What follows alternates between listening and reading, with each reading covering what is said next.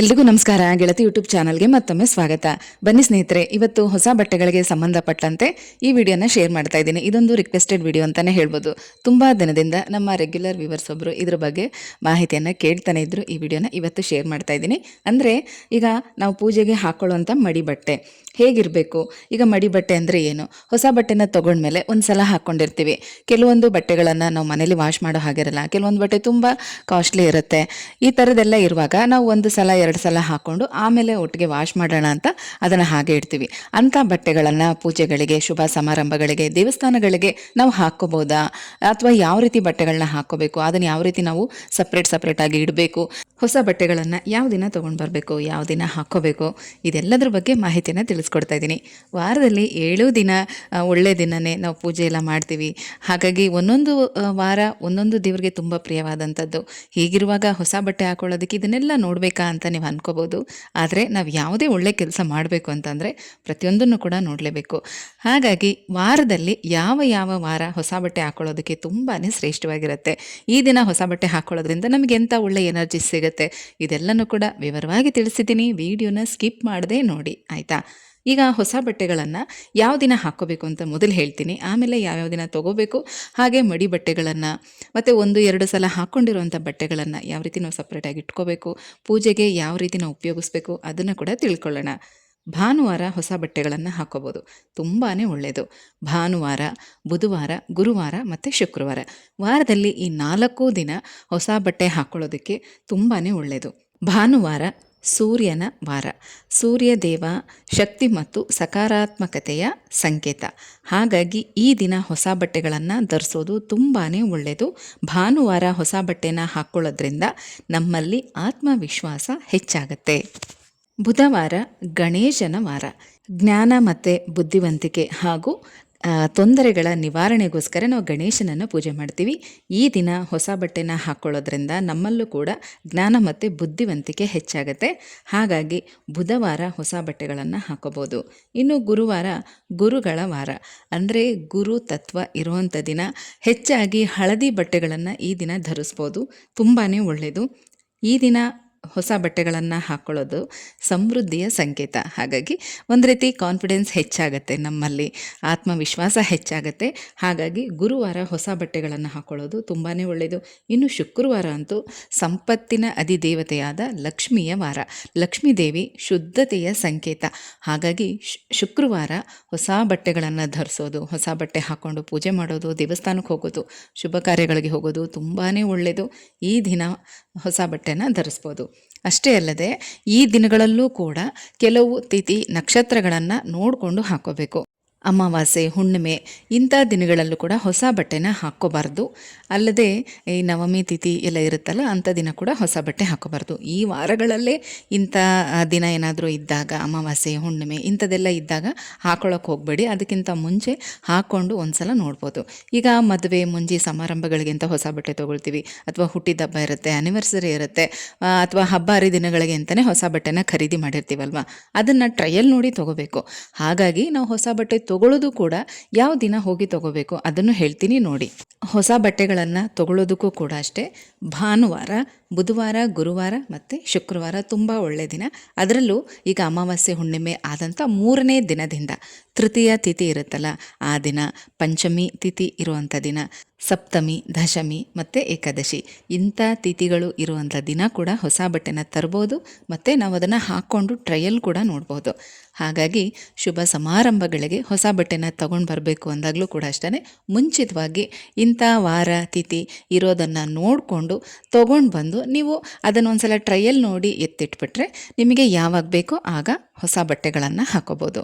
ಕೆಲವೊಂದು ದಿನ ನಾವು ಧರಿಸೋದ್ರಿಂದ ನಮಗೆ ಅದರ ಫಲ ಪಾಸಿಟಿವ್ ಆಗಿದ್ದರೆ, ಕೆಲವೊಂದು ದಿನ ಧರಿಸೋದ್ರಿಂದ ಅದರ ಫಲ ನೆಗೆಟಿವ್ ಆಗು ಕೂಡ ಇರುತ್ತೆ. ನೀವೇ ಗಮನಿಸಿರ್ಬೋದು, ಕೆಲವು ಸಲ ಹೊಸ ಬಟ್ಟೆ ಹಾಕೊಂಡ್ಮೇಲೆ ನಾವೆಲ್ಲಾದರೂ ಹೊರಗಡೆ ಹೋಗಿ ಬರುವಾಗ ಕಾರಣಾಂತರಗಳಿಂದ ಆ ಬಟ್ಟೆಗಳು ಹರಿದೋಗುವಂಥದ್ದು, ಅಥವಾ ನಾವೇ ಎಡವಿ ಬಿದ್ದು ಆ ಬಟ್ಟೆಗೆ ರಕ್ತದ ಕಲೆ ಆಗುವಂಥದ್ದು, ಬೆಂಕಿ ಕಿಡಿಗಳು ತಾಕುವಂಥದ್ದು, ಈ ಥರದ್ದೆಲ್ಲ ಒಂದಷ್ಟು ಅನಾಹುತಗಳೆಲ್ಲ ಆಗ್ತಾ ಇರುತ್ತೆ. ಹಾಗಾಗಿ ಹೇಳ್ತಾ ಇದ್ದೀನಿ, ಒಳ್ಳೆ ದಿನಗಳಲ್ಲಿ ಹೊಸ ಬಟ್ಟೆ ಹಾಕ್ಕೊಳ್ಳೋದ್ರಿಂದ ಅದರ ಫಲ ನಮಗೆ ಒಳ್ಳೆಯದಾಗೆ ಸಿಗುತ್ತೆ. ಇನ್ನು ಹೊಸ ಬಟ್ಟೆಗಳನ್ನು ಮೊದಲು ಎಲ್ಲಿಗೆ ಹಾಕ್ಕೊಂಡು ಹೋಗಬೇಕು ಅದನ್ನು ಕೂಡ ಹೇಳ್ತೀನಿ ಕೇಳಿ. ನೀವು ನದಿ ಸ್ನಾನಕ್ಕೆ ಹೋಗುವಂಥ ದಿನಗಳಲ್ಲಿ ಹೊಸ ಬಟ್ಟೆ ಹಾಕ್ಕೊಂಡು ಅದರಲ್ಲಿ ನದಿಯಲ್ಲಿ ನೀರು ಮುಳುಗೋದು ತುಂಬಾ ಶ್ರೇಷ್ಠ. ಎಂಥದೇ ನೆಗೆಟಿವಿಟಿ ಇದ್ದರೂ ಅದು ಹೋಗ್ಬಿಡುತ್ತೆ. ಮತ್ತು ಆ ಬಟ್ಟೆಗಳನ್ನು ನೀವು ಒಳ್ಳೊಳ್ಳೆ ಕೆಲಸಗಳಿಗೆ ಹೋಗುವಾಗ ಹಾಕ್ಕೊಂಡು ಹೋಗೋದ್ರಿಂದ ಕೂಡ ನಿಮಗೆ ಒಳ್ಳೆಯ ಎನರ್ಜಿನೇ ಸಿಗುತ್ತೆ. ಅಂದರೆ ಈಗ ನೀವು ಒಂದು ಸಲ ತೀರ್ಥಕ್ಷೇತ್ರಗಳಿಗೆ ಹೋಗಿ ಅಲ್ಲಿ ನದಿ ಸ್ನಾನ ಮಾಡ್ಕೊಂಡಿರ್ತೀರ, ಅಂದರೆ ಬಟ್ಟೆ ಸಮೇತ ನೀರು ಮುಳುಗಿರ್ತೀವಲ್ವ, ಆ ಬಟ್ಟೆನ ವಾಶ್ ಮಾಡಿ ಒಣಗಾಕಿರ್ತೀರ. ಮತ್ತು ಯಾವುದಾದ್ರೂ ಒಂದು ಒಳ್ಳೆ ಕೆಲಸಗಳಿಗೆ ಹೋಗುವಾಗ ನೀವು ಆ ಬಟ್ಟೆನ ಹಾಕ್ಕೊಂಡು ಹೋಗೋದ್ರಿಂದ ನಿಮ್ಮ ಕೆಲಸ ಕಾರ್ಯಗಳು ತುಂಬ ಚೆನ್ನಾಗಾಗತ್ತೆ. ಮತ್ತು ಮನೆ ಹತ್ತಿರದಲ್ಲೇ ಇರುವಂಥ ದೇವಸ್ಥಾನಗಳಿಗೆ ಹೊಸ ಬಟ್ಟೆ ಹಾಕ್ಕೊಂಡ್ಮೇಲೆ ಮೊದಲು ದೇವಸ್ಥಾನಕ್ಕೆ ಹೋಗಿ ಬರಬೇಕು. ಇದು ತುಂಬಾ ಒಳ್ಳೆಯದು. ಆಮೇಲೆ ಬೇಕಾದರೆ ಬೇರೆ ಎಲ್ಲಿಗಾದ್ರೂ ಆ ಬಟ್ಟೆಗಳನ್ನು ಹಾಕ್ಕೊಂಡು ಹೋಗ್ಬೋದು. ಅದರ ಮೊದಲು ದೇವಸ್ಥಾನಕ್ಕೆ ಹಾಕ್ಕೊಂಡು ಹೋಗಬೇಕು. ಪ್ಲ್ಯಾನ್ ಮಾಡಿಕೊಂಡು ತೊಗೊಳ್ಳಿ, ಪ್ಲ್ಯಾನ್ ಮಾಡಿಕೊಂಡು ಹಾಕ್ಕೊಳ್ಳಿ. ಇದು ತುಂಬ ಒಳ್ಳೆಯದು. ಏನೋ ಕೆಲ್ಸಕ್ಕೆ ಹೋಗೋ ಗಡಿಬಿಡಿ ಆ ಥರ ಮೊದಲು ಕೆಲಸಕ್ಕೆ ಹಾಕ್ಕೊಂಡು ಹೋಗಬೇಕು. ಅದು ಕೂಡ ಒಳ್ಳೆಯದೇ, ಇಲ್ಲ ಅಂತಲ್ಲ. ಯಾಕಂದರೆ ನಾವು ಕೆಲಸ ಮಾಡೋ ಜಾಗ, ನಮ್ಮ ಕೆಲಸನ ನಾವು ದೇವರು ಅಂತ ಪ್ರೀತಿಸಬೇಕು. ಹಾಗಾಗಿ ಅದು ಒಳ್ಳೆಯದೇ. ಅಟ್ಲೀಸ್ಟ್ ನೀವು ರೀತಿ ಹೊಸ ಬಟ್ಟೆ ಹಾಕ್ಕೊಂಡಾಗ ಮನೇಲಿ ದೇವ್ರಿಗಾದ್ರೂ ಒಂದು ತೋರಿಸೋವಂಥದ್ದು. ಈಗ ನಾವೇನಾದರೂ ತೊಗೊಂಡಾಗ ಅಪ್ಪ ಅಮ್ಮನಿಗೆ ತೋರಿಸ್ತೀವಲ್ವ, ಒಂದು ಖುಷಿಯಿಂದ ಹೇಳ್ತೀವಿ, ಇದನ್ನು ತೊಗೊಂಡೆ, ನಾನು ಇವತ್ತು ಹೇಗೆ ಕಾಣ್ತಾ ಇದ್ದೀನಿ, ಇದನ್ನು ಹಾಕ್ಕೊಂಡೆ ಅಂದಾಗ ಅಪ್ಪ ಅಮ್ಮ ತುಂಬ ಖುಷಿಯಿಂದ ಹೇಳ್ತಾರೆ, ತುಂಬ ಚೆನ್ನಾಗಿ ಕಾಣ್ತಾ ಇದೆಯಾ, ಇದೇ ಥರ ಇನ್ನೂ ಹೆಚ್ಚು ವಸ್ತುಗಳು ನಿನಗೆ ಸೇರಲಿ ಅಂತ ಆಶೀರ್ವಾದ ಮಾಡ್ತಾರೆ. ಅದೇ ಥರನೇ ದೇವ್ರಿಗೂ ಕೂಡ ಒಂದು ಕೃತಜ್ಞತೆ ಸಲ್ಲಿಸೋ ಸಲುವಾಗಿ ನಾವು ಏನೇ ಹೊಸ ವಸ್ತುಗಳನ್ನು ತೊಗೊಂಡಾಗ ಅಥವಾ ಒಡವೆ ವಸ್ತ್ರ ಇದನ್ನೆಲ್ಲ ಹಾಕ್ಕೊಂಡಾಗ ದೇವರಿಗೆ ತೋರಿಸ್ಬೇಕು ಅನ್ನೋದು ಒಂದು ನಂಬಿಕೆ ಅಷ್ಟೇ. ನಿಮಗೆ ದೇವಸ್ಥಾನಕ್ಕೆ ಹೋಗೋಕ್ಕಾಗಲಿಲ್ಲ ಅಂದರೆ ಅಟ್ಲೀಸ್ಟ್ ಮನೇಲಾದ್ರೂ ಹಾಕ್ಕೊಂಡು ದೇವ್ರಿಗೊಂದು ನಮಸ್ಕಾರ ಮಾಡೋದು, ದೇವರಿಗೆ ಒಂದು ಕೃತಜ್ಞತೆನ ಹೇಳಿ, ಈ ರೀತಿ ಹೊಸ ಬಟ್ಟೆ ತೊಗೊಂಡೆ, ನನಗೆ ಇಷ್ಟೊಂದು ಅನುಕೂಲ ಮಾಡಿಕೊಟ್ಟಿದ್ದಕ್ಕೆ ಹೃತ್ಪೂರ್ವಕ ಧನ್ಯವಾದ, ನನಗೆ ತುಂಬಾ ಖುಷಿ ಆಗ್ತಾ ಇದೆ ಅಂತ ಹೇಳಬೇಕು. ಇನ್ನು ಪೂಜೆಗೆ ಹಾಕೊಳ್ಳುವಂಥ ಬಟ್ಟೆ, ಮಡಿ ಬಟ್ಟೆಗಳು ಅಂದರೆ ಏನು, ಹೇಗೆ ಇಟ್ಕೋಬೇಕು ಅದನ್ನೆಲ್ಲ ಅಂತ ಕೂಡ ಕೇಳಿದ್ರಿ.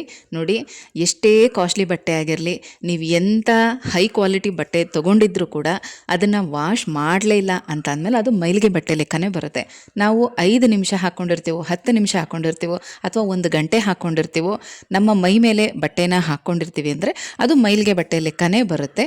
ಹಾಗಾಗಿ ರೇಷ್ಮೆ ವಸ್ತ್ರ ಒಂದನ್ನು ಬಿಟ್ಟು ಉಳಿದಿದ್ದ ಎಲ್ಲ ಬಟ್ಟೆಗೂ ಕೂಡ ದೋಷ ಇದ್ದೇ ಇರುತ್ತೆ. ರೇಷ್ಮೆ ಬಟ್ಟೆಗಳಿಗೆ ಮಾತ್ರ ದೋಷ ಇರೋದಿಲ್ಲ ಅಂತ ಹೇಳ್ತಾರೆ. ಹಾಗಾಗಿ ನಾವು ಎಷ್ಟು ಸಲ ಉಟ್ಕೊಂಡಿರುವಂಥ ರೇಷ್ಮೆ ಸೀರೆಗಳನ್ನು ಕೂಡ ಪೂಜೆಗಳಿಗೆ ಉಡಬಹುದು, ಯಾವುದೇ ದೋಷ ಇಲ್ಲ. ಪೂಜೆಗೆ, ಹೋಮ ಹವನಕ್ಕೆಲ್ಲ ಉಡ್ಬೋದು ಅಂತ ಹೇಳ್ತಾರೆ. ಹಾಗಾಗಿನೇ ಒಳ್ಳೊಳ್ಳೆ ಪೂಜೆಗಳೆಲ್ಲ ಮಾಡುವಾಗ ರೇಷ್ಮೆ ಬಟ್ಟೆಗಳನ್ನು, ರೇಷ್ಮೆ ಸೀರೆಗಳನ್ನು ಹಾಕೋಬೇಕು ಅಂತ ಹೇಳೋದು. ಕೆಲ್ಸಕ್ಕೆ ಹೋಗುವಂಥವ್ರಿಗೆ ಈಗ ಬೆಳಗ್ಗೆ ಒಂದು ಡ್ರೆಸ್ ಹಾಕ್ಕೊಂಡು ಹೋಗಿರ್ತೀರ, ಮತ್ತೆ ಬಂದು ನೈಟಲ್ಲಿ ನೈಟ್ ಡ್ರೆಸ್ ಎಲ್ಲ ಹಾಕ್ಕೊಂಡಿರ್ತೀರ, ಅದನ್ನು ಸ್ವಲ್ಪ ಹೊತ್ತು ಹಾಕ್ಕೊಂಡಿರ್ತೀವಿ, ಡೈಲಿ ಅದನ್ನು ವಾಶ್ ಮಾಡೋದಕ್ಕಾಗಲ್ಲ ಅಂತ ಅನ್ನೋರು ನೀವು ಅದನ್ನು ಹಾಕ್ಕೊಂಡು ಪೂಜೆ ಎಲ್ಲ ಏನು ಮಾಡಲ್ಲ ಅಂದಮೇಲೆ 2-3 ದಿನಕ್ಕೊಂದ್ಸಲ ನೀವು ವಾಶ್ ಮಾಡ್ಕೋಬೋದು.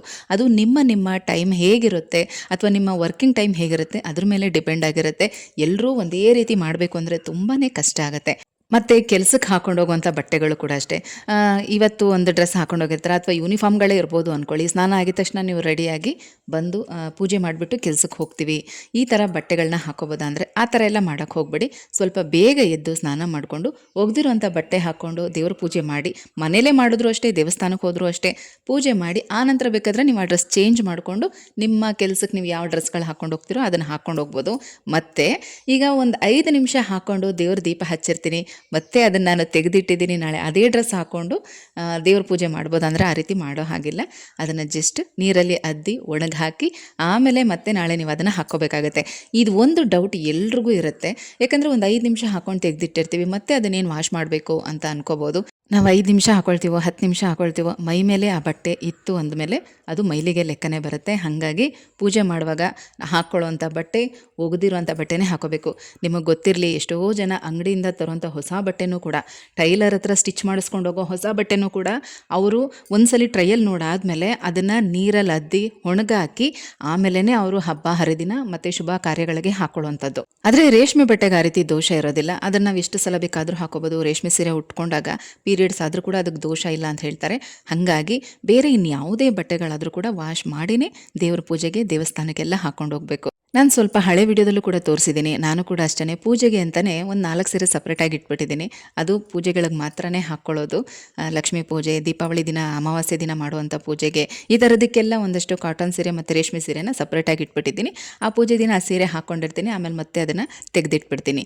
ಇನ್ನು ಯಾವುದೇ ಸೀರೆ ಆದ್ರೂ ನೀರಿಗೆ ಹಾಕಿನೇ ಇಟ್ಟಿರುವಂಥದ್ದು ಕೆಲವೊಂದೇನಾದರೂ ಸ್ವಲ್ಪ ತುಂಬ ಕಾಸ್ಟ್ಲಿ ಸೀರೆ ಇದನ್ನು ಮನೇಲೂ ಕೂಡ ನಾವು ವಾಶ್ ಮಾಡೋದಕ್ಕಾಗಲ್ಲ ಅಂಥದ್ದನ್ನು ಪೂಜೆಗೆ ಹಾಕೋಬೇಡಿ.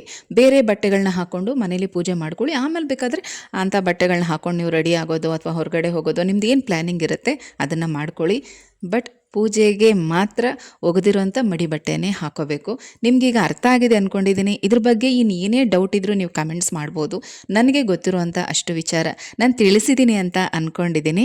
ಹಾಗೆ ಕೆಲವರು ನೈಟಿ ಹಾಕೊಂಡು ಪೂಜೆ ಮಾಡ್ಬೋದಾ ಅಂತ ಕೇಳ್ತೀರಾ. ಮತ್ತು ಈಗ ಸ್ತೋತ್ರಗಳು, ಸಹಸ್ರನಾಮ ಇಂಥದನ್ನೆಲ್ಲ ಓದುವಾಗ ಸ್ನಾನ ಮಾಡಿನೇ ಓದಬೇಕಾ, ಮೈಲಿಗೆಗಳು ಇಲ್ಲದೇ ಇರುವಂಥ ಸಮಯದಲ್ಲಿ ಕೈಕಾಲು ಮುಖ ತೊಳ್ಕೊಂಡು ಓದ್ಬೋದಾ ಅಂತ ಕೇಳ್ತೀರಾ. ನೈಟಿ ಎಲ್ಲ ಹಾಕ್ಕೊಂಡು ಪೂಜೆ ಮಾಡೋದು ಬೇಡ. ಏನೋ ಯಾವಾಗಲೂ ಸಮಯ ಸಂದರ್ಭ ತುಂಬ ಅಪರೂಪ ಅಂದರೆ ಪರವಾಗಿಲ್ಲ, ಆದರೆ ಪ್ರತಿದಿನ ಇದನ್ನೇ ಅಭ್ಯಾಸ ಮಾಡ್ಕೋಬಾರ್ದು. ಇನ್ನು ಮಂತ್ರ, ಸ್ತೋತ್ರ, ಸಹಸ್ರನಾಮಗಳ ಪಠನೆಗೆ ಅದಕ್ಕೆ ಆದಂಥ ಶಕ್ತಿ ಇರುತ್ತೆ, ಅದಕ್ಕೆ ಆದಂಥ ಮಹತ್ವ ಇರುತ್ತೆ. ನಾವು ಶುದ್ಧತೆಯಿಂದ ಅದನ್ನು ಪಠನೆ ಮಾಡಿದಾಗ ಆ ಎನರ್ಜಿ ನಮಗೆ ಸಿಗುತ್ತೆ. ತುಂಬ ಸುಲಭವಾಗಿ ವಾಶ್ ಮಾಡುವಂಥ ಒಂದಷ್ಟು ಕಾಟನ್ ಬಟ್ಟೆಗಳನ್ನು ಪೂಜೆಗೆ ಅಂತ ಸಪ್ರೇಟಾಗಿ ಇಟ್ಕೊಳ್ಳಿ. ನೀವು ಕೆಲ್ಸಕ್ಕೆ ಹಾಕೊಂಡೋಗುವಂಥ ಬಟ್ಟೆಗಳನ್ನ ಸಪ್ರೇಟಾಗಿ ಇಟ್ಕೊಳ್ಳಿ. ಸ್ನಾನ ಆಗಿದ ತಕ್ಷಣ ಈ ಬಟ್ಟೆ ಹಾಕ್ಕೊಂಡು ಪೂಜೆ ಎಲ್ಲ ಮುಗಿಸಿ ಆಮೇಲೆ ಬೇಕಾದರೆ ನೀವು ಕೆಲ್ಸಕ್ಕೆ ಹೋಗುವಾಗ ನೀವು ಯಾವುದು ಬೇಕೋ ಅದನ್ನು ಹಾಕ್ಕೊಂಡು ರೆಡಿಯಾಗಿ ಹೋಗ್ಬೋದು. ಸ್ನೇಹಿತರೆ, ಈ ಮಾಹಿತಿಗಳು ನಿಮಗೆ ಇಷ್ಟ ಆಗಿದರೆ ದಯವಿಟ್ಟು ಕಮೆಂಟಲ್ಲಿ ತಿಳಿಸಿ. ಏನೇ ಡೌಟ್ ಇದ್ದರೂ ಕೂಡ ಕಮೆಂಟಲ್ಲಿ ತಿಳಿಸಿ. ಆದಷ್ಟು ಉತ್ತರ ಕೊಡೋದಕ್ಕೆ ಪ್ರಯತ್ನ ಮಾಡ್ತೀನಿ. ಮತ್ತೆ ಸಿಗ್ತೀನಿ. ಹೋಗಿ ಬರಲಾ?